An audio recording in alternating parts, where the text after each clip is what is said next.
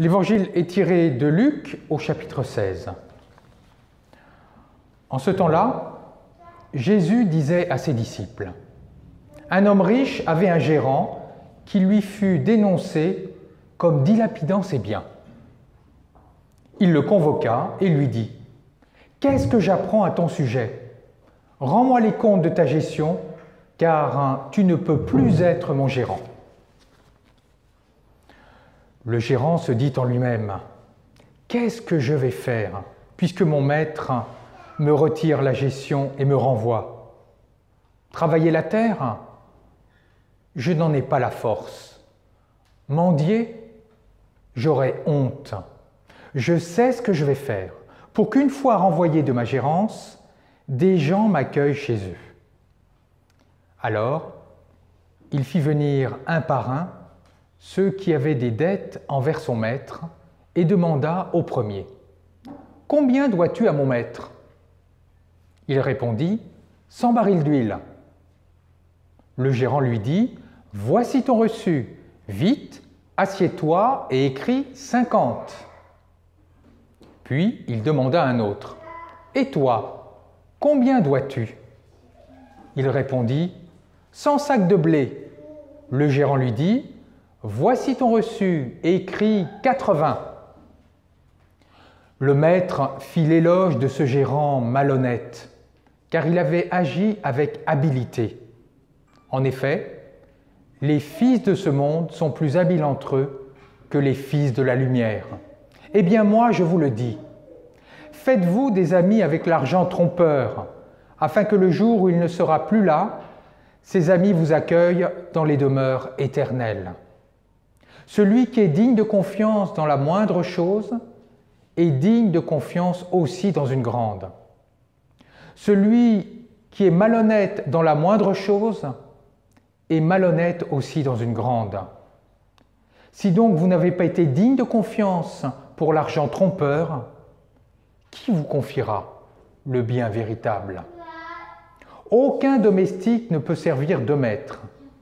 Ou bien il haïra l'un et aimera l'autre, ou bien il s'attachera à l'un et méprisera l'autre.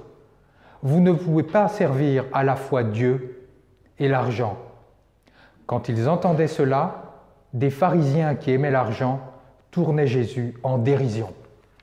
Alors cette parabole que nous avons lue, où le texte de Michée, malheureusement, est terriblement d'actualité.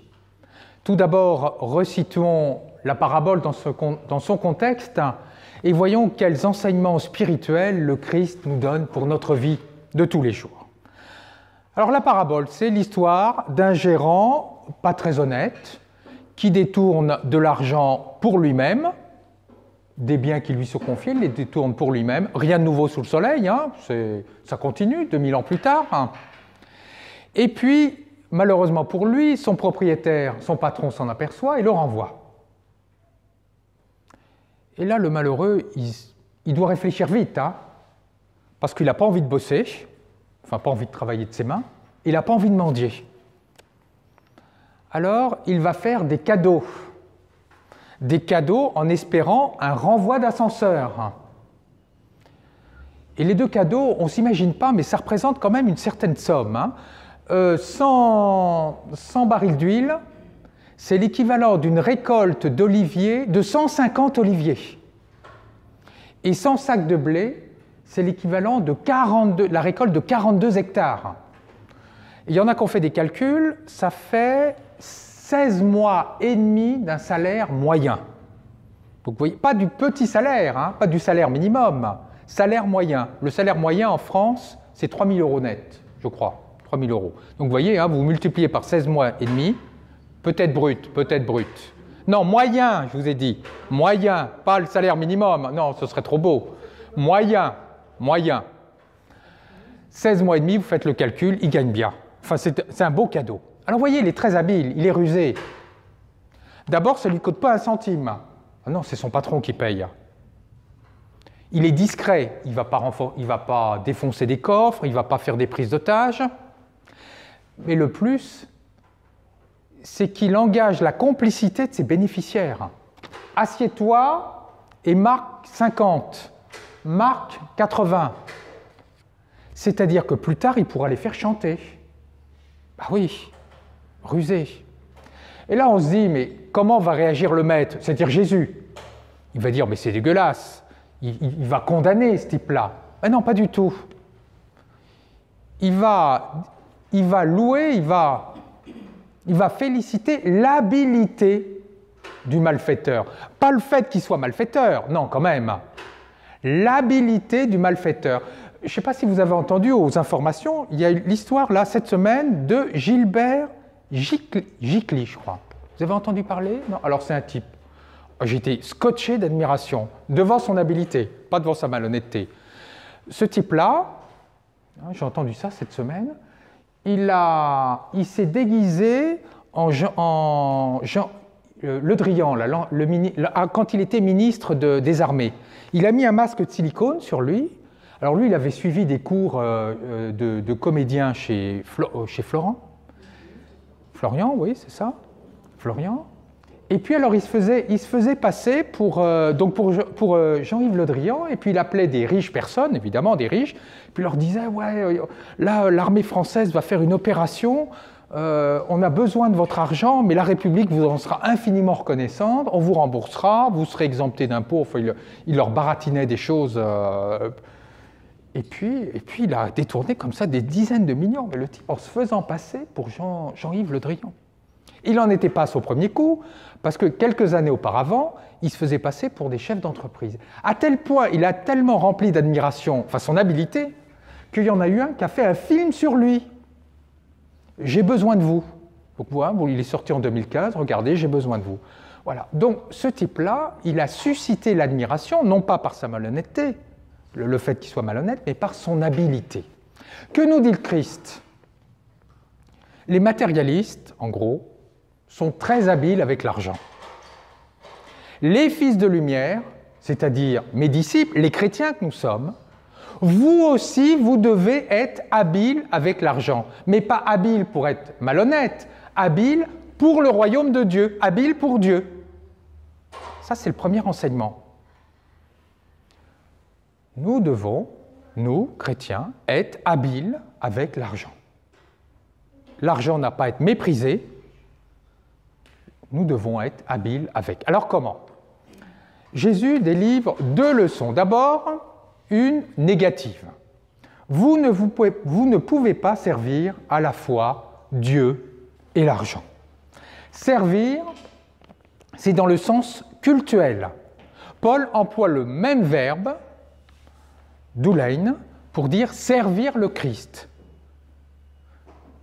La seule personne qui mérite d'être servie, au sens cultuel, c'est Dieu.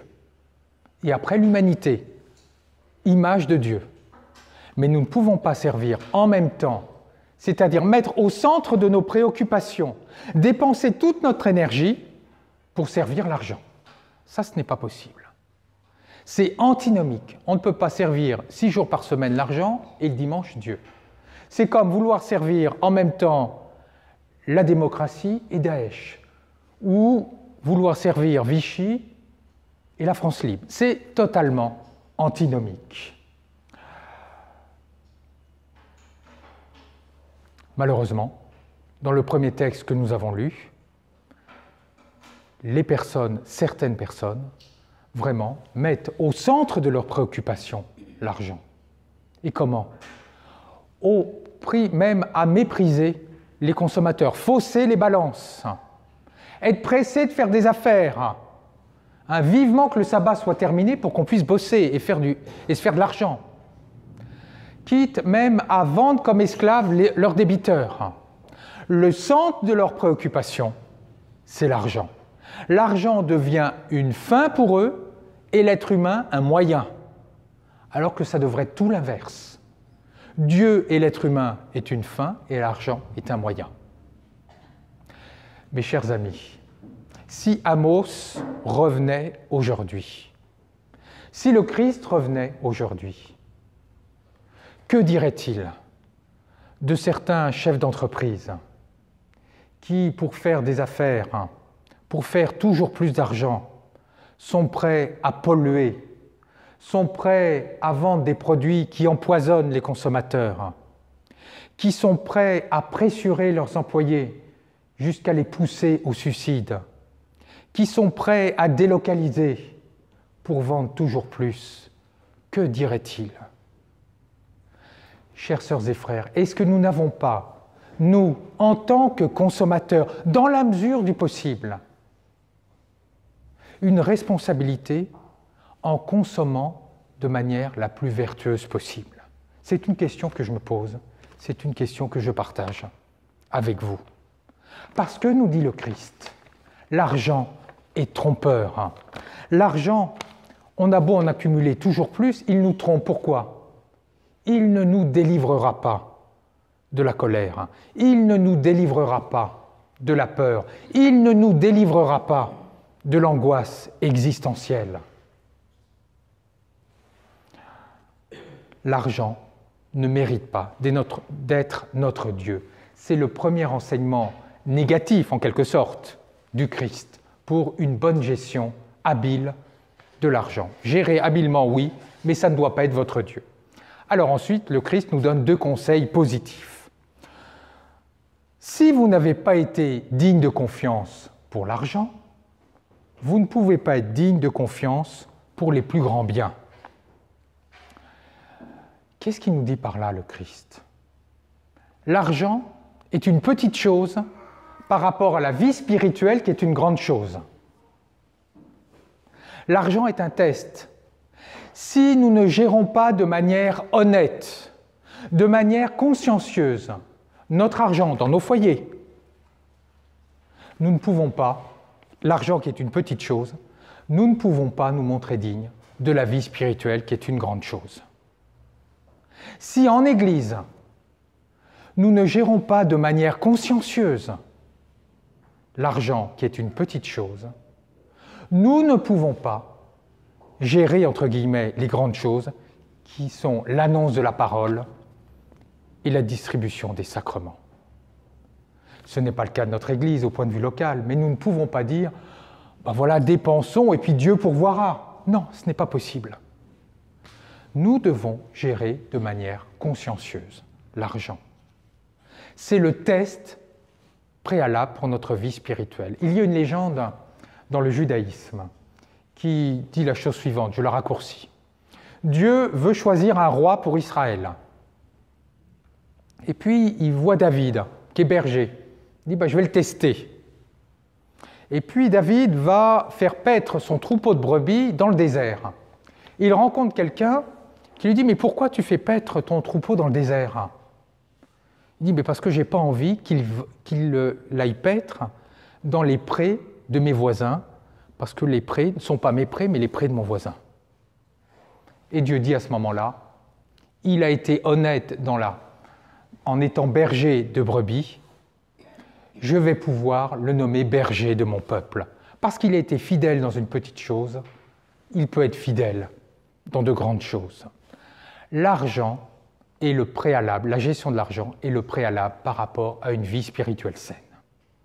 C'est le premier conseil. Je vais rapidement finir sur le deuxième conseil. Faites-vous des amis avec l'argent trompeur pour qu'il vous accueille dans les demeures éternelles. Qu'est-ce que ça veut dire? À qui, d'abord les demeures éternelles, c'est le royaume de Dieu. À qui appartient le royaume de Dieu?